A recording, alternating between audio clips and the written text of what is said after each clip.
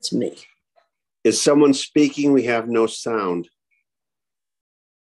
Yeah, I don't either. I sent a couple of messages, but I don't know if anybody's even reading the messages.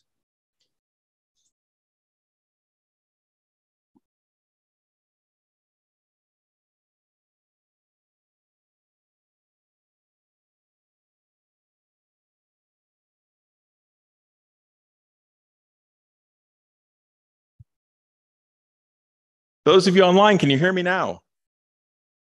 Yes, finally. Yes. Helps if I turn the other microphone on too. Okay, great. Thanks. So we did the pledge and we're talking about the modernization project. That'll be the meeting for next month, the topic. And this is a celebration time because, hey, we're announcing it before it's 3 days ahead. Yeah, and Charlie, give us a little bit more information. Yep, thank you. We need volunteers. Okay. And Poway Hams Field Day at Lake Poway. So this is the location, and contact Charlie for more information.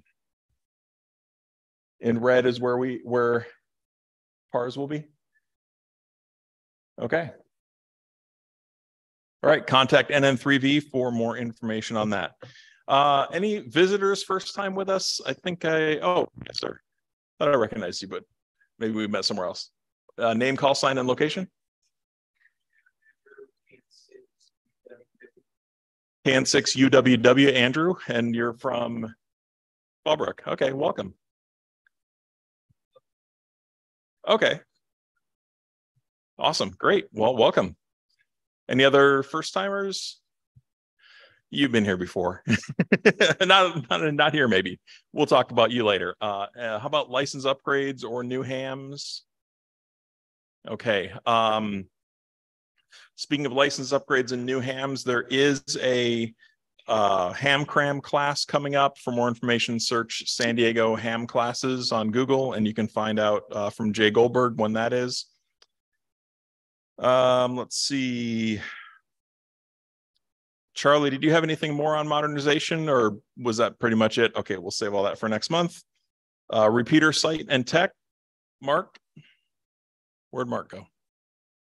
Mark vanished. Well, John, you wanna? Okay. Everybody's running away from me. Goodie table, is there no goodie table, John? Okay. John, anything on the goodie table? No. Okay. Okay. Next month is really geared more towards being in person. A lot of what we're going to be doing is programming radios and testing antennas. There will be the presentation on the remote operation. Really want to encourage those of you online to join in person. I'm going to talk to Mark about this, and we'll see if we even do any Zoom at all. It just might not be worth it, but we'll discuss that and have it in the scope at a later date. But really plan to be here for the social ones, which are June and December. Mark, you want to talk about the site? Yeah, I got one other thing to add. Okay. For all those people tonight, yes, well, I just did my right meeting. and my back playing with the weed whacker yesterday. But I got about 1 acre. Did you win? No. It's not even, it wasn't even close. Anyway, so 2 things. 1, how many people here are all excited about fox hunting? Excellent. So next month, which is when we're going to have the bring your radio gear and play with it, I'm going to bring the foxes that I brought for the picnic, and I'm going to hide them around here somewhere. So there'll be a pair of foxes. So bring your gear. All right, now, what did you want me to talk about? Well, let's see.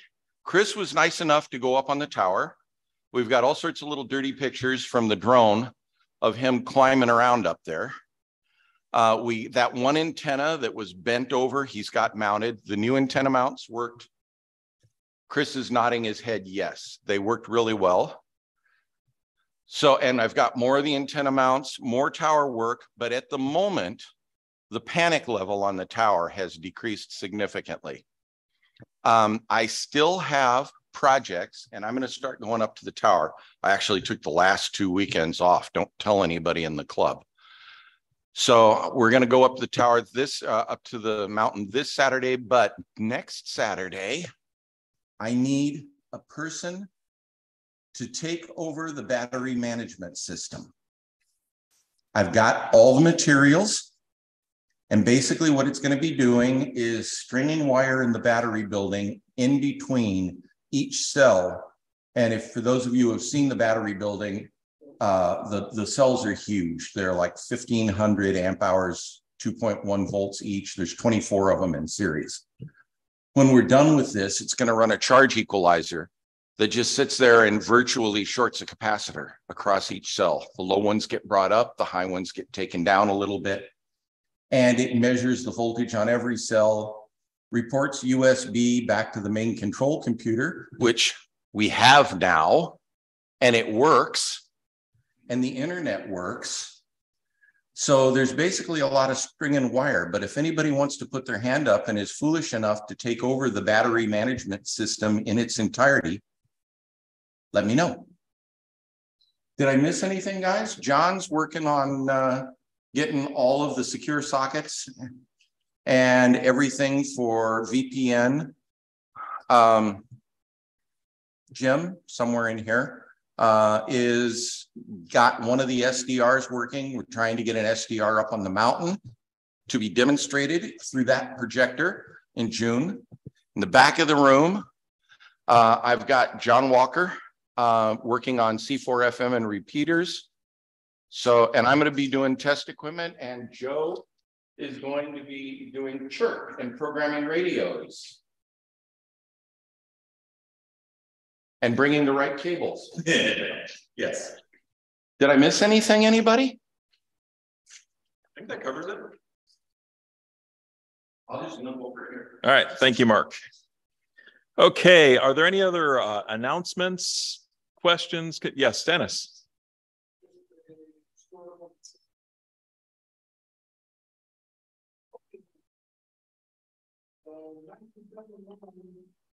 Club had their first repeater, and it was located in the W6SO's basement, which is really nice to take the crown tunnel.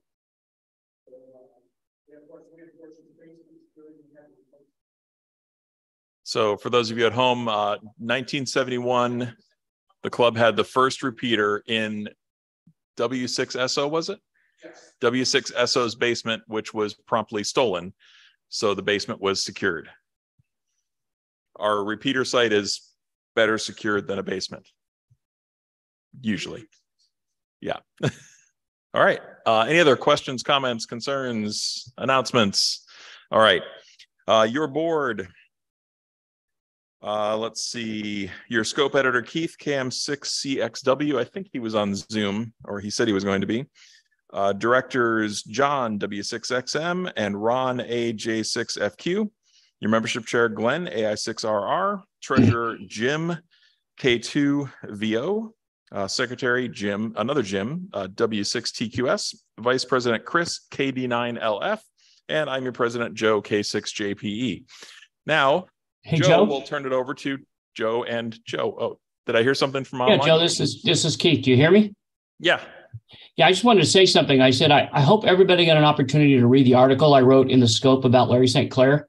And I thought it was a fascinating story. For those of you that have not had an opportunity to do it, please read it about him, his experiences as a radio operator during the Second World War, and a very unique experience with a couple of ham radio operators he came in contact with. So I thought he told it a couple of times, and it was a fascinating story. So hope you all had a chance to do that.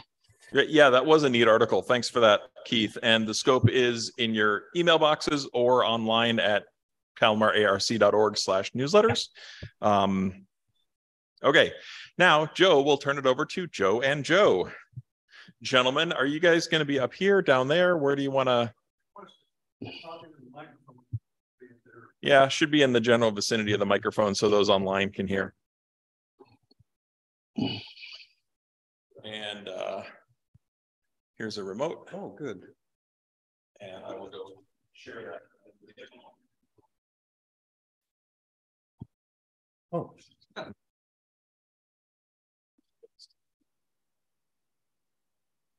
Vote is here.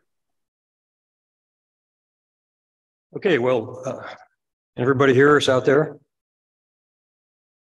Nobody, okay. Let me get the thing straightened out first. Now you're going through That's the front.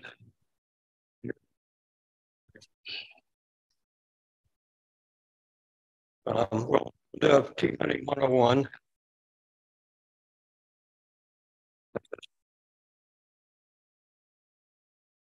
It's been a few years since we've been up here to Palomar. And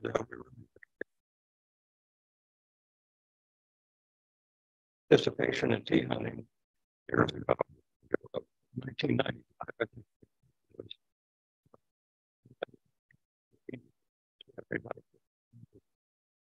5, maybe 7. So, and on foot. 5.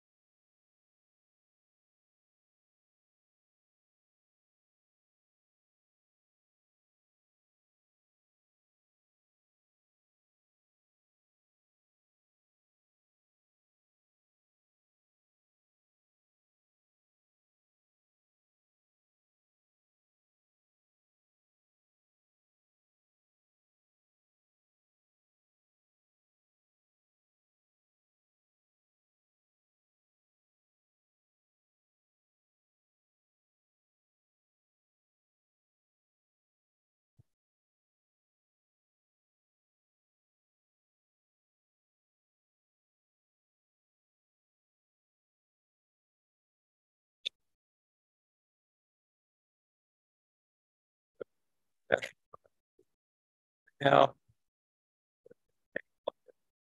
down below apart. We're going to come down. We have some extra antennas with the 2-meter beams we can line up. That's a lot of fun. Countywide T-Hunt, we'll talk about those a little bit.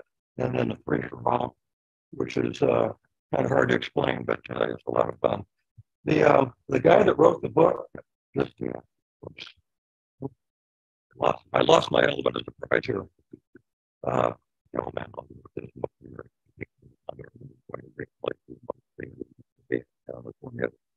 get going there.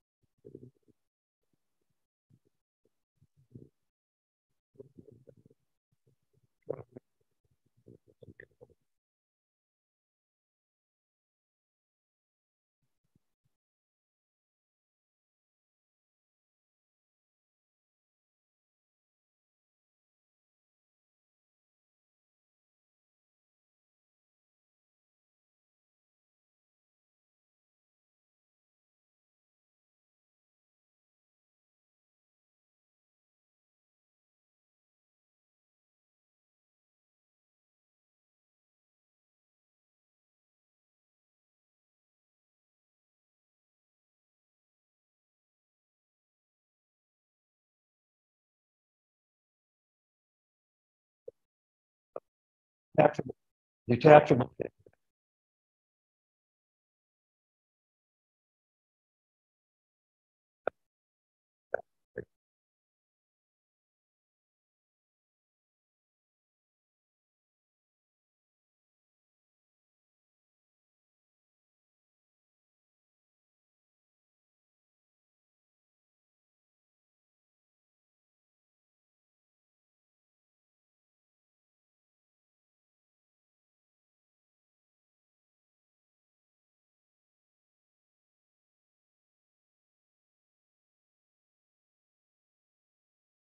Okay, Joe, when you take it for a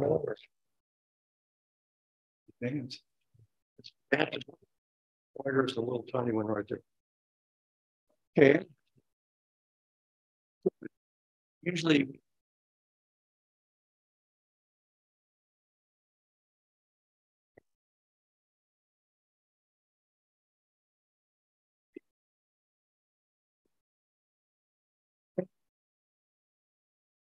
we're allowed to drop a bearing once you figured out what direction the signal is. I start triangulating on the location of the transmitter. External transmitter, the way you determine the bearing is like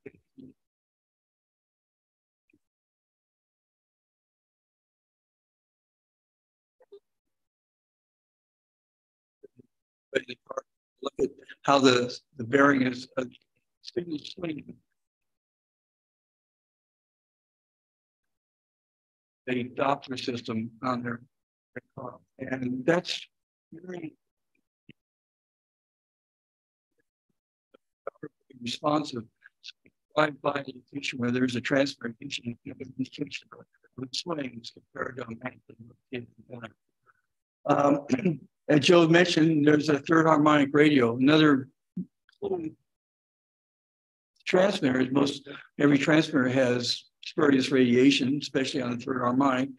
And it's usually fairly low level. So when you third harmonic on a separate radio break squelch, you know you're close enough. You might even consider getting out of the car and doing the last 100 or 200 feet walking to the transmitter. Electronic compass comes in really handy when you want to lay a spot.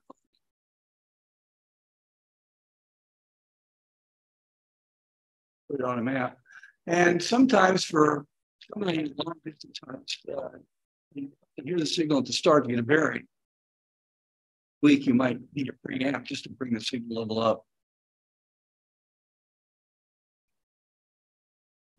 Is there any advantage to having an offset anyway?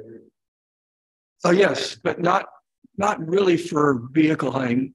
Offset attenuators come in handy when you have a handheld antenna, and we'll talk about that a little bit. Okay, I'm having a partner. Yeah, why don't you do that? Here's another typical vehicle setup. Laptop navigation. Again, has an attenuator, has a third harmonic radio, the mast, and the signal meter up here in this case is a remoted meter rather than the array. Sometimes it's easier to see.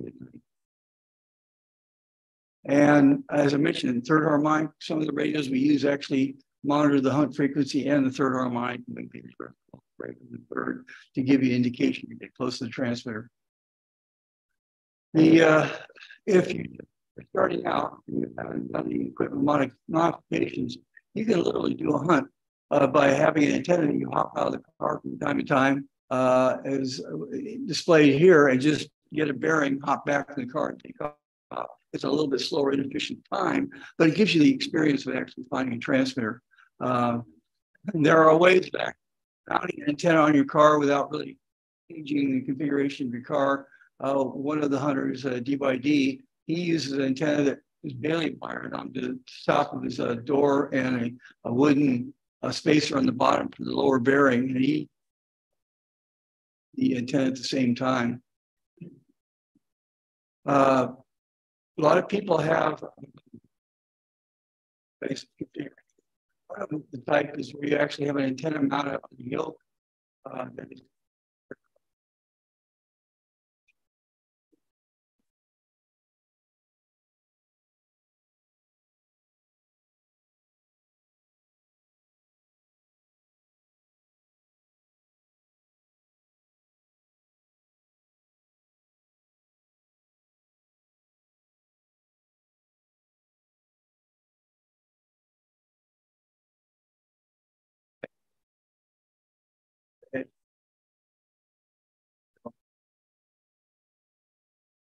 When you reach this is the rite of passage here, we actually get authorization from the house. And we do have the tool. And so you can see various ways. You have usually a bearing on the left, and you have a bearing down below that stabilizes usually mast. I mean, and it has one on. For the people that have there's kind of a different approach. People that actually go from just using PVC moonroof or having a plastic or wooden spacer in their moonroof to center it in the roof opening over the building. Stabilizer allows you to put bearing both top and bottom bearing.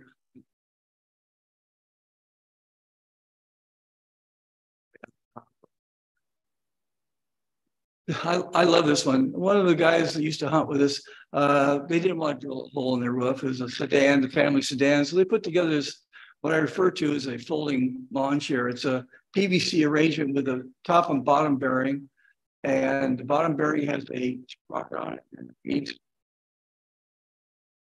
a shaft that's on the passenger side. So the passenger operates the antenna using a pulley arrangement. Mentioned before the Doppler. There are a lot of Doppler kits around you can buy, even plans for building it yourself, or you can buy something like this stealth Doppler system, which works quite well. I've used it for a number of years, and it works quite well. And they call it a kit, but all you do is put one connector on it and it's finished. So it's very easy to assemble it and get it going on the street and use magnetic roof mount antennas. This vehicle, my vehicle, we've used both the Doppler system and a direction on the antenna on the car, and hasn't just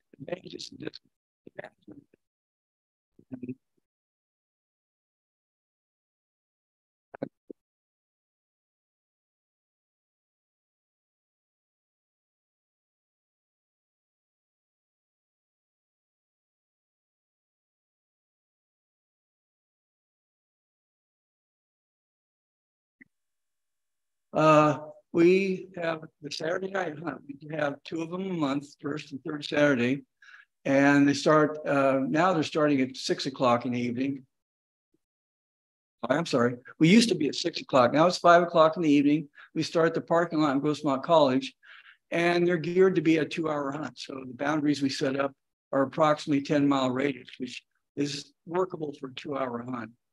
And we have what we call rules, but usually people kind of use them as guidelines because we have people basically stepping outside the rules. Our only rule is if you break a rule, you have to announce it before you start the hunt. This was kind of a slide we put together to kind of indicate how we used to navigate during our hunts where we actually had a large map.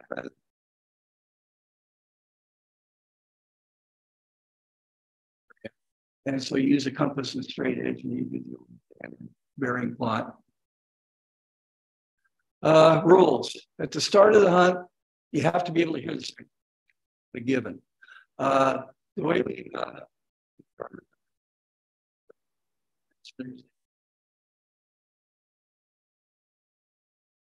and they have to be hidden on a non-private property and within 300 feet of people.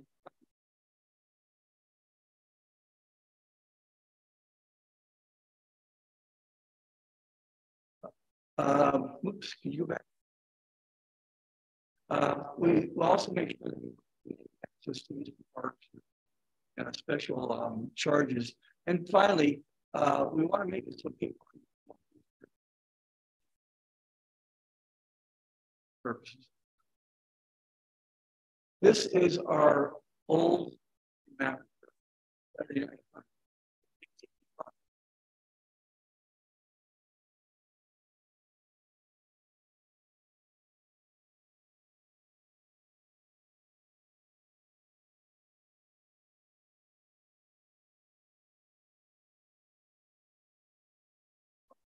So we kind of gave on that and changed the boundaries to actually be freeways and other roads, so you knew if you're inside or outside the boundaries.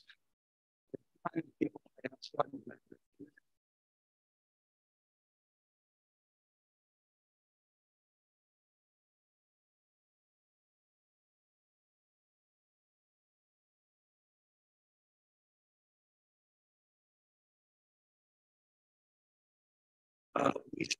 at the lot, and now the lot in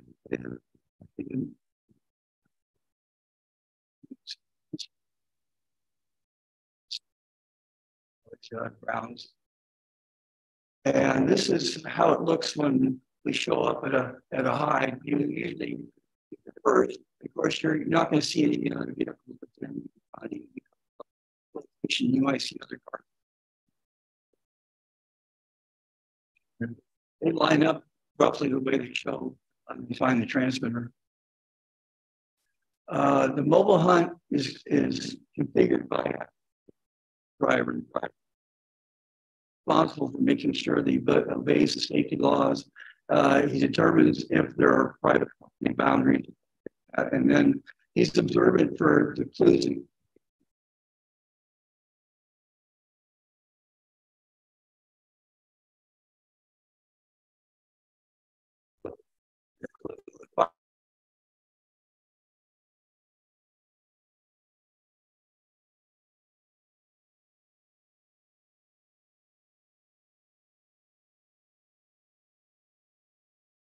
Here again, so I'm up on the air. Determine the polarization. The polarization is sometimes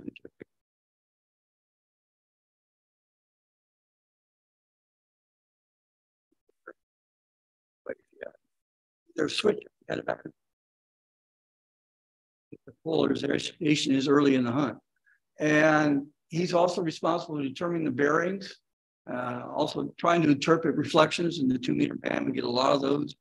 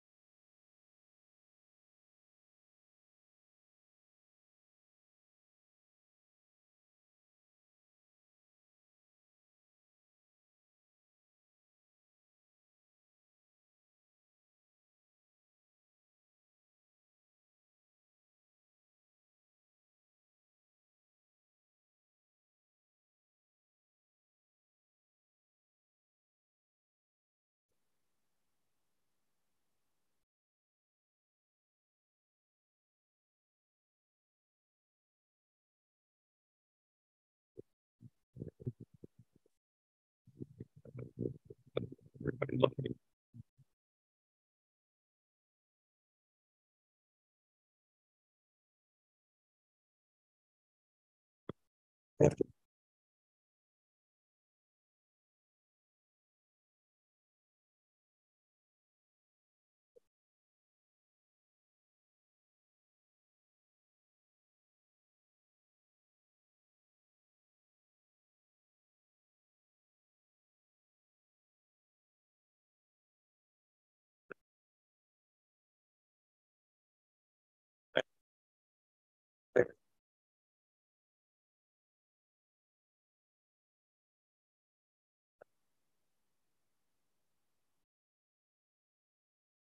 in the hunt, if there's something like it, something illegal, that's fine. Just tell us. And some people just go right over their head. You need to find out if there's any. Yeah. That's true. Anything unusual with that particular hunt? The new boundaries we had were pretty well defined. Freeways, roads, stuff like that. So not too long after we changed the boundaries, for hunters who was a transmitter on one side of 163 and on the other side of 163. Well, on our map, it says 163 is the boundary line. We started complaining. And of course, he said, you have to put a,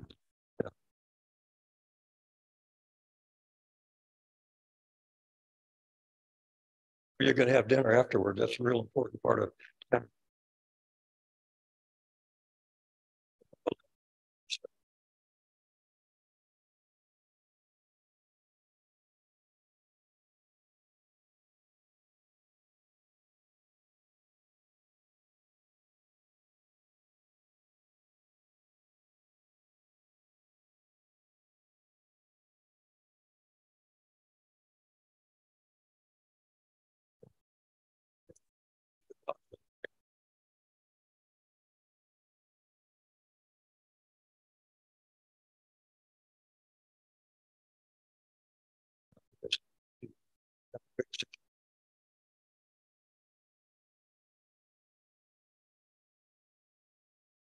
It's particular on controller, which controls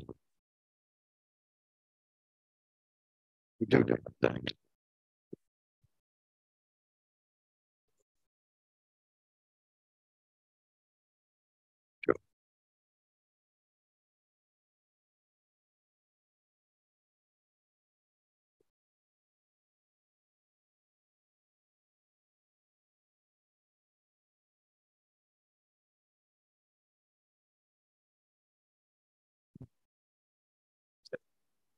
So that we have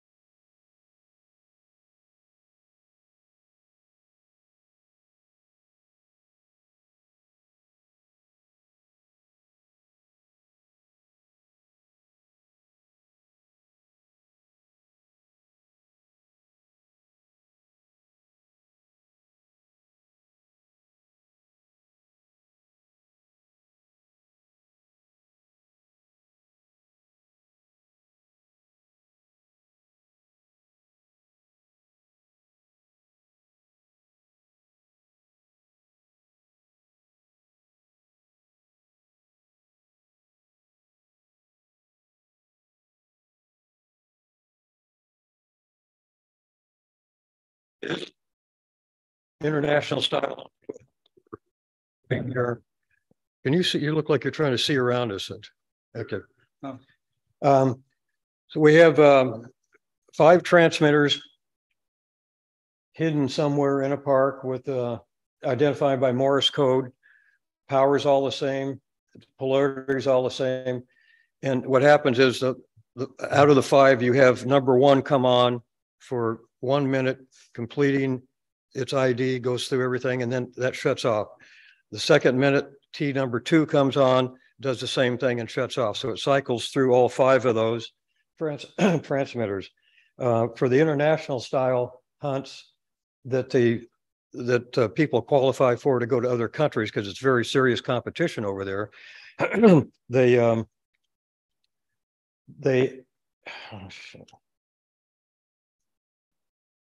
they regulate the start times and their equipment. They don't want people standing back behind the starting place taking a bearing before they actually get on the clock. So they keep their equipment, they sequester it, and as soon as they come in, they check in, they're on they go. And that's a way to try and keep them from from getting any advantage. Okay, what am I doing here? So this is Mount Laguna. They did the international qualifications up here in 2012. Joe and I were up helping the guys set up the course, putting out the transmitters, and this is about a 30 square mile area. Right, this is Sunrise Highway right here. The lodge is over here someplace. So this is all forest out there, and they're given a map like this, and we were responsible for putting the transmitters out where these circles are. And of course, they didn't know. Their goal is to find it. They're given the map, and hang on a second. Let me find the next thing here.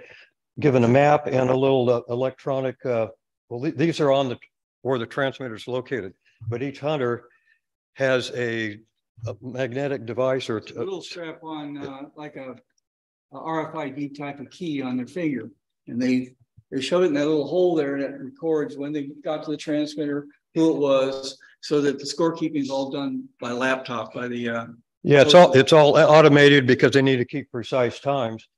And you can see the size of this flag here. I mean, that's a huge orienteering flag if you people know anything about orienteering. So they take off and they actually run. We don't do that at our on-foot hunts. This is more of a pleasurable thing. You get out, enjoy the fresh air, walk around the park. And then again, if anybody gets CQ magazine, you've probably seen some of the results of actually some of our hunts down here all over the United States. They print those up every so often. Okay, so a local hunt here. People get their antennas out in the park, having a good time. The one slide I wanted to point out here was this one, which this is Greg here. He's pointing his antenna at the transmitter, which is in the bushes. And then Bill here is doing a body fading technique, which a lot of people don't know about that. So you don't really need a sophisticated antenna if you know how to body fade. So you just watch the signal on your radio and you turn around till it's pretty much the lowest you can get or it's gone. You might have to go off frequency or something. And then you know that transmitter is right behind you. So this is Penasquitos Creek Park. We had a hunt down there years ago. You can tell by the antennas that they must be over at the barbecue, because we always have a barbecue. Everybody's welcome to come out, have some fun, barbecue, talking, other people. So what we do, we get a map of the area, and Joe and I have a map with these stars on it because that's where we put the transmitters. We give the people that are hunting for them a map without that, and then we check them out. 5 minutes, they start, a 5-minute start period so they don't overlap a little bit, and then they run out and try and find as many as they can. Some people, the beginners, maybe find a couple and then they come back because they're burned out or whatever. So it's not a thing like the international style up at Mount Laguna where you got 30 square miles. Oh, excuse me. When we do it, we give them a little punch card here. So each transmitter's got a different symbol on a punch. So when they come back, we can tell if they found the right one. And then, well, this is the way the T's are identified in Morse code. You can see the it. That means transmitter number one. You don't have to know Morse code. You just have to be able to tell there's one dit, two dits, three dits after that. And so you know which transmitter is on the air, and you take your bearing and plot it maybe on your map and try and find it. I wanted to show the, here they're taking off. We don't use the big orienteering flags. We're pretty cheap. We use the little tiny surveyor's flagging tape, and the parks around here are not that big, so we have to kind of conceal it to make it a little harder for them. And then of course, here's the punch right here. They come in and they just punch it, and then they're on their way. It's great fun. Tom here used to bring all these kids out. He's moved to Idaho. I think they're still doing that up in Idaho. Countywide, you want to do that? Right. Or I'll do that. Countywide, up to now, we've talked about the Saturday night hunt, 2-hour hunt, and also a little bit about the on-foot hunt. This is a countywide. It happens on a 5th Saturday of a month, and we start at Montgomery Field instead of over at Grossmont College, and that one we've enlarged the boundaries to the whole county, and so it basically we start at 10 or 11 o'clock in the morning and goes all the way until 5. So it's a full day effort. And usually a countywide has multiple transmitters and are not necessarily co-located. The rules are almost non-existent for a countywide other than having the transmitters in the county. And again, it followed up with it's a ham event, and it's followed up by a dinner. Here's a group of us ready to take on a countywide. We wait for the hider to come on board with a cell phone. I think that's the next slide, and give us information about how the hunt's going to be run. And here we are gathered around just listening to instructions. Again, how many transfers there are, how they're going to score it, how long you're going to be hunting, things like that. And this kind of example of being out in the field and actually finding transmitters on a countywide, it might be an ammo box chained to the bottom of a telephone pole out on a walking trail, or it could be just a tripod out in an open field. And we usually have sign-in sheets so that you can prove that you found the transmitter. But that's usually how the day goes. Here's an example of what the hider does on a countywide. You got a lot more flexibility for the hider also. In this case, we have a 13-element Yagi and a 150-watt transmitter, and we're over Lake Henshaw area. And instead of aiming the transmitting antenna at the start, we aim over at Palomar and get a bounce off of it. It's an intentional bounce. So you end up having the hunters head off to the north before they even realize it's to the east of them. And that chews up time. And depending on how aware you are of your surroundings, you realize this has got to be a bounce because it's not acting correctly. And you learn a lot about propagation and reflections when you're doing T hunting. Why don't you talk about free-for-all? You like that one? I'd like to point out there's two guys sitting in the back here. Conrad and Greg had a really good bounce off Palomar a few years ago, and we were all over. And it turned out they were in the backyard of somebody's house or something. No, they're in a park up in Oceanside. So you can get a really good bounce if you play with it. Okay, free-for-alls.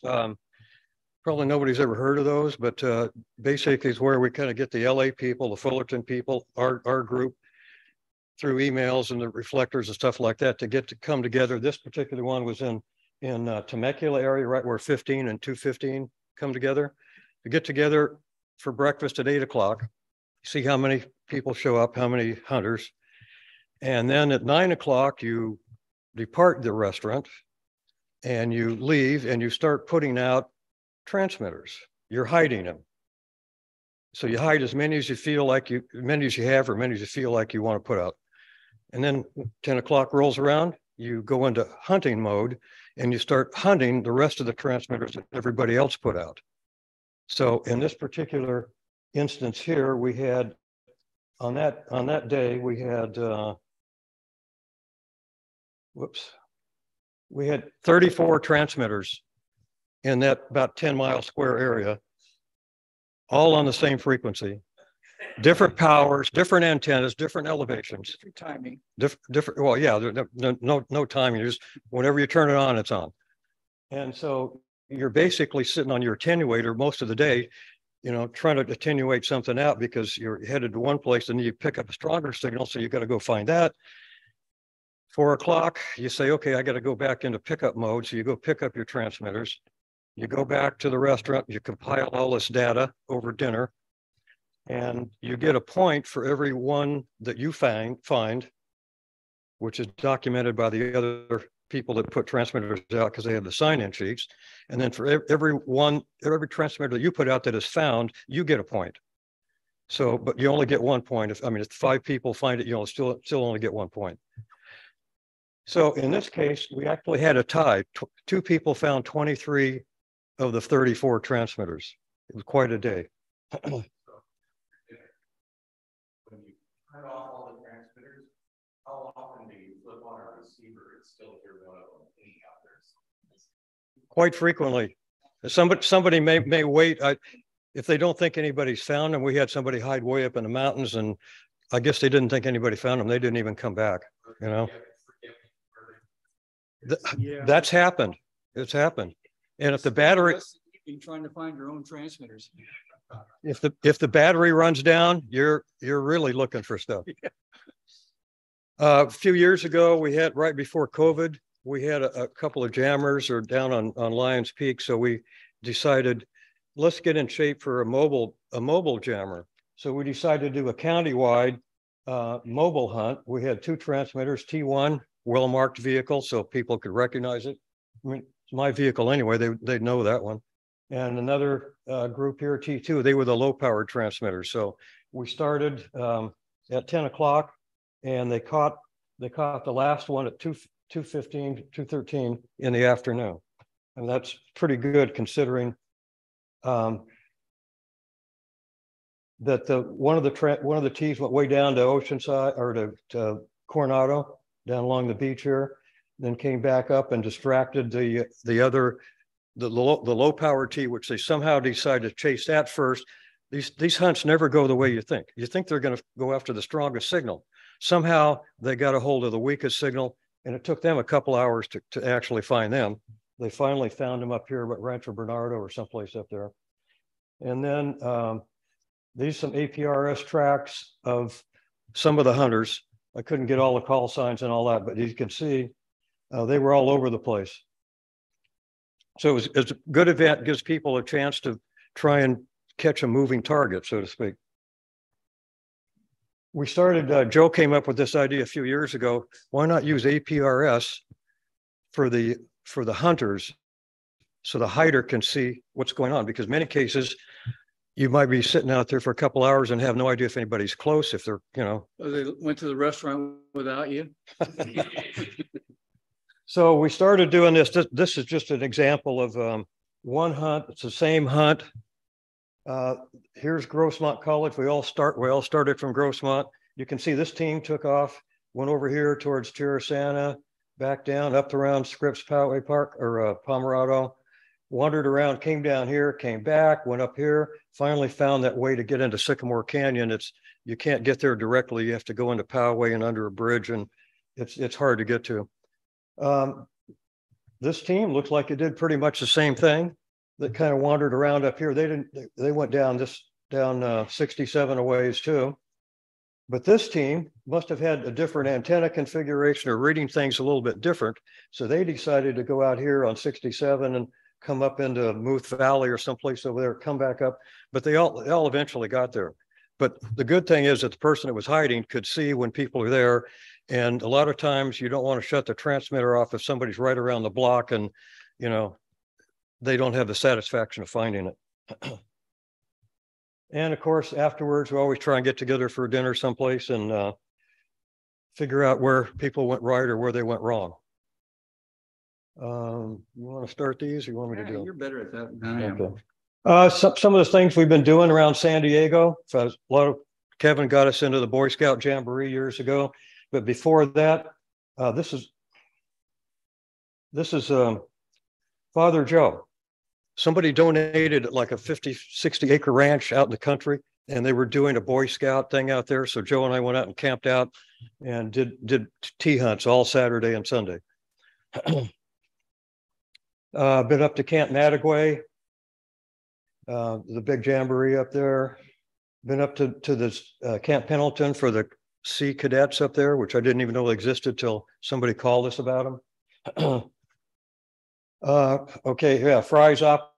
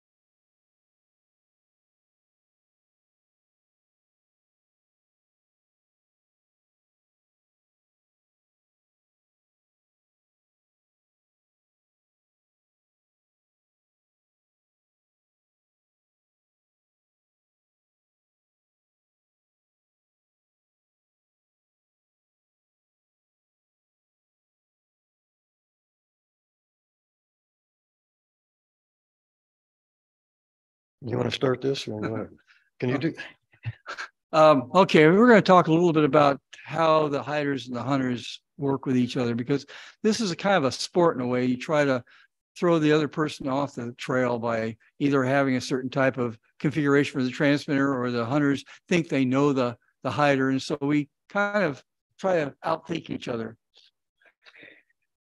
This is our starting of how you hide a transmitter. This is out in a park, and this was a what would you call it? A decoy.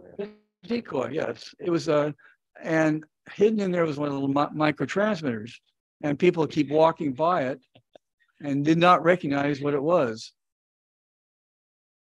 We also hide transmitters where you have a gate. You have to walk beyond the gate to get to it, so you can't see the antenna as you come around the bend. So it's just a simple terrestrial type of obstruction. This was an interesting one because my hunt partner and I put together a J-pole of plumbing supplies, and then put it in a PVC sleeve, and then built a garage sale sign and stuck it on the outside of it, and planted it in a green strip next to the road, and had a 150-watt transmitter hidden in a parked car nearby it, with the RF cable going and buried along the dirt and brought up the tower. The reason for 150 watts is because you have that much power. When you approach that, usually your equipment overloads to the point where even your attenuator doesn't kill the signal. And so you really have to try to play other games. But they managed to get through that and got onto the street. And they were still wandering around, not knowing what was going on, until one of the guys, who doesn't normally hunt with us, but he's also very curious. He said, "Look, there's a driveway there with nothing on it, and there's a for sale sign." And he says, "This can't be a garage sale." So he breaks out his knife and cuts open the sign. He says, "There it is." So he was quite the novel hunter. This was one of Joe's hides. Why don't you talk about that a little bit? Yeah, this was a horse ranch out in Lakeside. A friend of mine owned the ranch, and we decided to use it because it was pretty much out there, and you can get a lot of good reflections off El Capitan out there. And so we hid the main tee right where they could see it, because private property, people are kind of wary about it, but we put one of our magnetic tee hunt signs on the mailbox. So if they happen to see it when they were driving past, they know that they should probably check it out. So they found the main tee, and we had two other ones hidden. This one in the wheelbarrow full of manure, and another one around the other side of the corral. These hunters must know us too well, because they showed up, they saw the main one, they walked up, and we said, "There's two more." And the guy looked over and he says, "It's probably in that wheelbarrow." I mean, he was 100 feet away. And I said, "Well, all you need to do is find it, But we had it double ziplocked in bags, so we wouldn't contaminate it. But they eventually found it. This is a nice one. On a county-wide, we put that squawk box over there, a little tiny black box you'll see on the table, inside one of these duck decoys and siliconed everything up so it was waterproof, and then took it down to the San Diego River and weighted it down so the tide wouldn't take it away. And we had about, I don't know, 7 or 8 transmitters down in Mission Bay. Problem there was there's so many people around. If you put a sign-in sheet next to a transmitter, that's the only time we had one stolen was when somebody probably saw somebody signing in and it wasn't secured. But we put a different color patch on it so they wouldn't have to actually identify it. They just write down what color they saw for that transmitter. This was part of an LA hunt up in Idlewild area. I think we put this out the night before and it snowed, and we were just checking to make sure it was running the next morning, because this was aimed over towards Palos Verdes. At that time, that's where the LA people were starting their hunts. Oh, this is Joe. This is yours. Oh boy. Here's another trick that the hiders use. We put together a 100-foot long antenna with 44 elements in it. It's basically shipping tape held together with having a bunch of elements attached to it.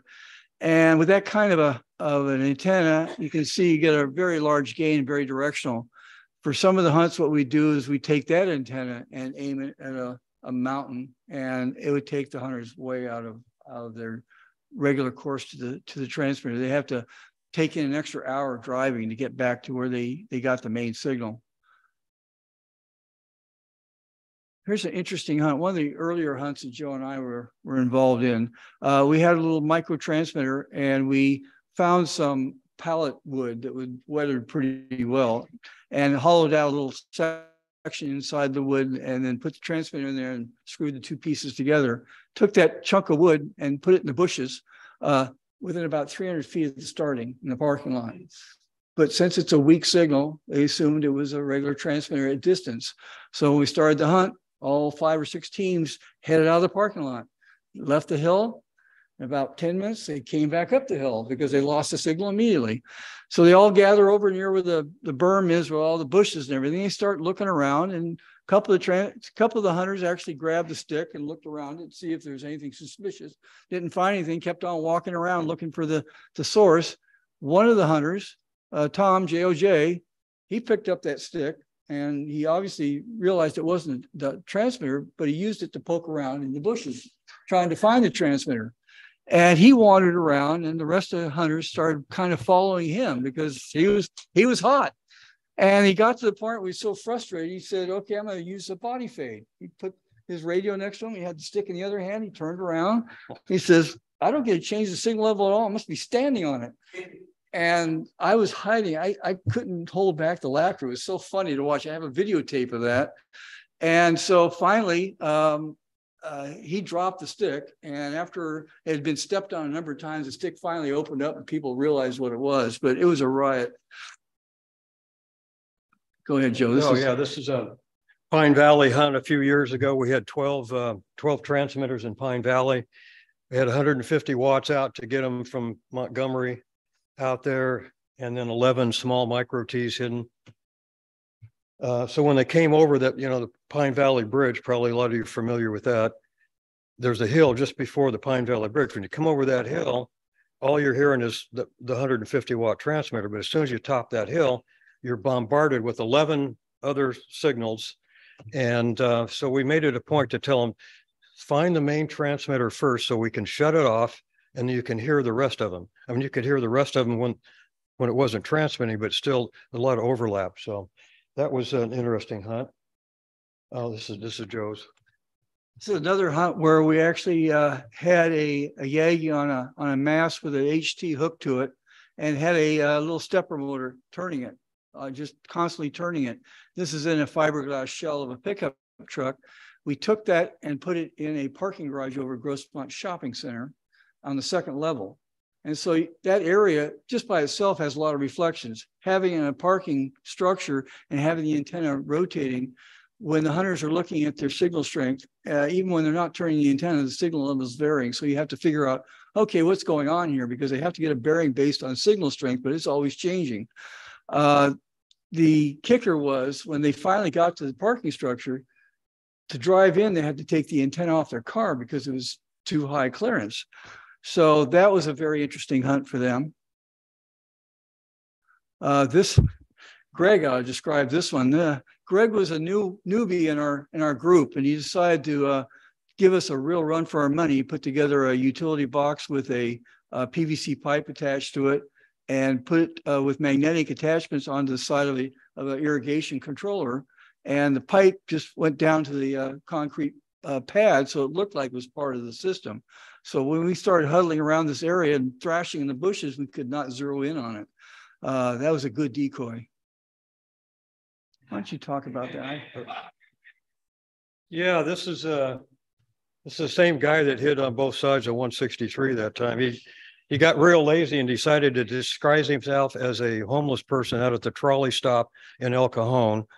And luckily I recognized when we went past, and we kind of just went, we knew who it was at the time, so we just kept going. But it took a couple other people, I don't know, a half hour or so after they got out in the area to find him. He had a 5-watt transmitter inside his little shopping cart here to get people out there. And he actually had a confrontation with a couple other homeless people. They thought he was moving in on their territory or something. I know Greg will recognize this picture. One of our rules is you can't go past a no trespassing sign. So if you look at that sign, it's perfectly legal. And I almost lost $100 that night to Greg. But, he was gracious and let us go through. He had that sign especially made up. This was a hunt at Lake Murray. You can see it's in the dark. The hider decided to take an ammo box like what we have over here, put a transmitter in it, tie a rope to it, throw the rope over a tree, hoist it up 20 feet. I don't know if you can see it from back there or not, but it's up here hanging from the limb. So Bill here was wandering around, finally, not making much sense out of it. It was a pretty strong signal. He decides to do this. And of course, signals jumps up. These little antennas are very sensitive. So we had to get some flashlights to actually confirm it was up there. It was a good hide. Website. Our website is kind of under construction right now. We used to have a lot of stuff. You want to explain the website? Or? Yeah, I'll attempt. The website actually is a collection of pictures from our hunts, schedules of the hunts we've done, the people that put on the hunts, information about how many transmitters were put out, maps showing where the transmitters are placed, and then includes a summary of the hunt and how it was scored, who won. And for all the hunts we do throughout the years, they were all collected on this website so we can go back and review them. And it also had some other resources in there. I think we show on our next slide some of the other resources. Well, this is a resource that shows some of the locations we've used in the county over the years. This is not a complete set. This was generated when the website was put together. We'd been hunting for quite a while before that. So this gives you an idea of how proliferated the county is with the locations. We've gone all over the county. Gives you an idea of some of the pictures. The way it is here, you can envision this as being one hunt, and we have a different page for each hunt. And it also has a place for captions, so you can put captions on by the person who took the picture, or captions added by other people that may have a grudge, and they can put a caption on there. Again, I mentioned that there are plans for the construction of a sniffer antenna, and this website has a number of pages and also references to other equipment construction information and articles about tea hunting. You want to talk about your trifold? Yeah, we put together a trifold a few years ago, and there's several of them over here. Take as many as you want. If there's more than 20 people here, I'm going to run out, but I think I got 20 there. Kind of explains that we kind of put these together because you'd be out someplace in a park and they see you wandering around with an antenna and they say, "What are you doing?" And it's like, well, do you want to stop and I'm almost to that transmitter. Somebody else is going to find it before me. Do I want to promote ham radio transmitter finding? Or do I want to just blow them off and then they'll never know? So we started carrying these around so we can hand them out and say, well, read this. I'll be back in 10 minutes. You know, that got them off our back to give you time to go find the transmitters. But they have a lot of information. Contact people in here. There's 3 people in this room right now that are on that contact list. There's the QR code to get to the website. It's also right here. It does have some information on it now that tells you like who's going to be hiding next time. So you want to find out, just turns out Joe's going to be hiding this Saturday. And some other information regarding times and places and some of the hunts that we have. So basically what are we trying to do here? We're trying to increase the awareness of T-hunting. I know some people have seen this presentation before, and we're still trying to promote it to get people to come out. The idea is to get you and your buddy to put together a team, come out every so often. We've recruited a few more people a while back, but none of them made the commitment to cut a hole in the roof yet. The difference between high tech and low tech hunting, you know, you don't need a bunch of fancy equipment to come out. The 4 types of hunts that we normally do, you know, Saturday night hunt, countywide, the on-foot hunt, which we're plugging for May 20th. And then the free-for-all hunts, which those don't happen very often, but they do happen and they're a lot of fun. So reference material, again, the transmitter hunting book, our trifold, and the T-hunt book, which used to be able to get at HRO. You could probably still order it. I don't know. I haven't looked at the HRO catalog, or maybe, I don't know if Anaheim carries it or not, but since the guy that wrote the book lives up there, he's probably making sure it's stocked. Oh, okay. So this is next to the last slide. So why does anybody want to do this? I mean, you kind of get an idea from what we've been showing you, some of the things that hunters do. It's a lot of fun. I mean, it's just, you know, you never can tell what to expect. What happened to Robert's slide? Yeah, that's a good question. Did we hop over it? Yeah, hang on a second. I might. It's gone. Huh. Well, we had a slide that was the guy put together a hunt back in December. He had 3 helium balloons out in Santee, and he had a small transmitter on it, and it was dark, and we wandered around that place for a while. Finally, you know, it's up there, and we took a picture, and it was published in the February edition of the CQ magazine. I don't know why it didn't show up. Okay, so we're back here to, okay, interesting scenery. The county-wides, I've never seen so much of San Diego backcountry since I started doing this. I mean, San Diego is a big county, and there's a lot of back roads out there, a lot of places to hide transmitters, a lot of places to get lost, a lot of places for your vehicle to break down. One hunt, we had 2 flat tires and a something else go out. Yeah, we spent more time fixing vehicles that day than hunting. Of course, you get some mental stimulation. It's a challenge. Sometimes you got to keep all these transmitters separated in your mind, or make notes and stuff, especially as you're walking around on the on-foot hunts. And then you actually get boasting rights. Like last Saturday's countywide, Greg back there came in first. We came in second, and we only found 2 out of the 4 transmitters. So you never can tell what's going to happen. But, you know, okay, we came in second. And of course, you make new friends. People come in. You can do some networking, and of course, along the way, you probably increase your knowledge of ham radio propagation, reflections, all this stuff, which is amazing to see how it works sometimes when you don't think it can actually do that, but it does. And then, okay, that's it. We're open for questions. We want to thank you guys again for letting us come out here. Feel free to take a look at the equipment, grab a trifold. The flyer for our on-foot hunt is out there, so you can take some notes if you want, and hopefully some of you might come out.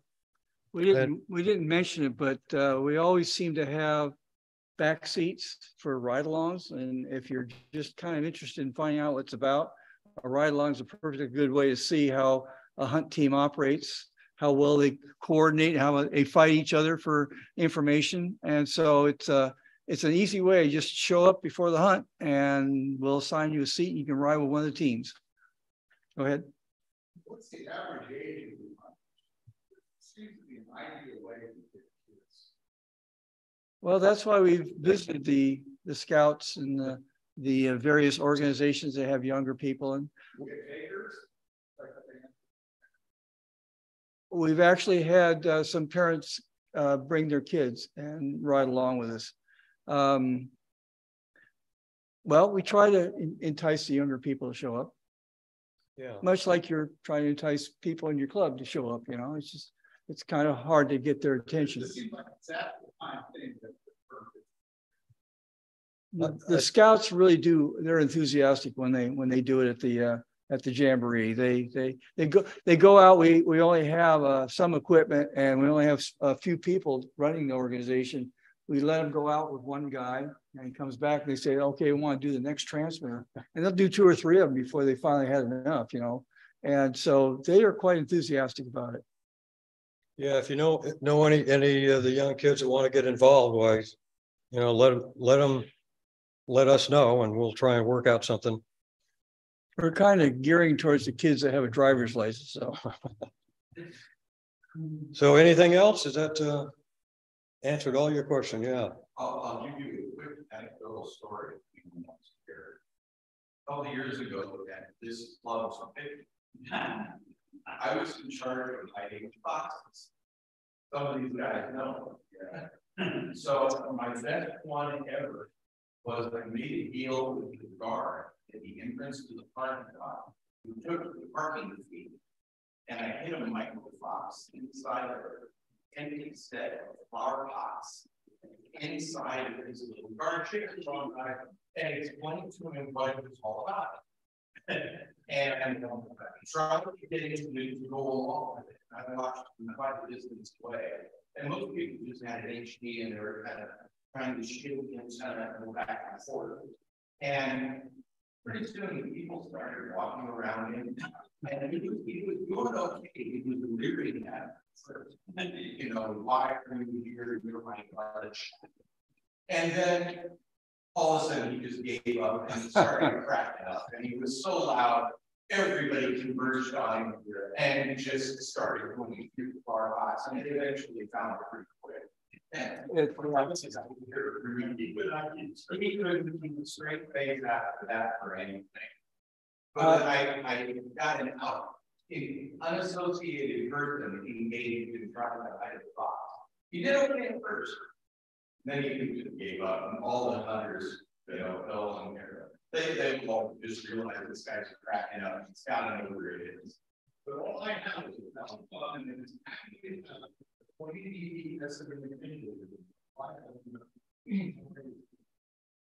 anyway, that was an interesting. We had a slide. We lost track of where it was with the helium balloons and the little micro and a tether to the tree below it. There was another one that comes to mind that's just as devious, and that guy back there did it. And I got fooled really well. He and his cohort outrigged a drone with a transmitter on it. He was flying it over an athletic field. And Joe and I... Totally illegal. Well, I'm not sure it was illegal. He stayed within the bounds, but he was up in the sky. And Joe and I were going across the field with a bearing. And we get to the other side of the field, and it turns around, and we're saying, but it was over here a second ago. And it was high enough you couldn't hear it. And so we kept walking back and forth across the field, could not zero in on it. Yes. We've had them attached to dogs. We've had them attached to baby carriages. But you can't move more than 300 feet from the main if you have the main as the anchor for your micro transmitters. But you have to be reasonable. You can't have it on a freeway going down the road, at least unless you identify it as being a mobile hunt. But yeah, and my partner on that hunt with the drone kept going over to a tree thinking there was a beehive over there because it sounded like bees over there. So people are very imaginative on hunts. That's part of the fun of going to it. You don't know what the guy's going to try to pull next. Yeah, if you want a real challenge and you have a devious mind, it works both ways. You're our type of guy. Okay, well, thank you very much. Thank you very much. Thank you, gentlemen. Hey. Thank you very much. And Charlie has a one more thing. Don't forget next month, spring point.